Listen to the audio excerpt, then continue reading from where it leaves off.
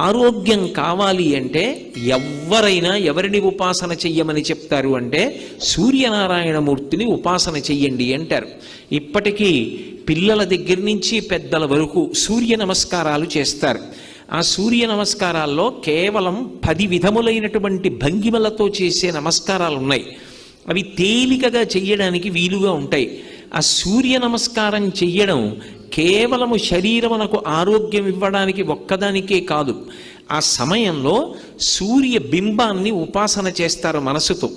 ఆ ఉపాసన చేసిన కారణం చేత దృష్టి నిలబెట్టడం కూడా అలవాటు అవుతుంది. దృష్టిని కేంద్రీకరించడం, ఒక విషయాన్ని పరిశీలిస్తున్నప్పుడు, ఒక విషయాన్ని చదువుతున్నప్పుడు, ఒక విషయాన్ని వ్రాస్తున్నప్పుడు దృష్టిని దాని మీదే కేంద్రీకరించగలిగినటువంటి శక్తి దేని వలన ఉత్పన్నమవుతుంది అంటే కేవలముగా ఆ సూర్య నమస్కారముల యందు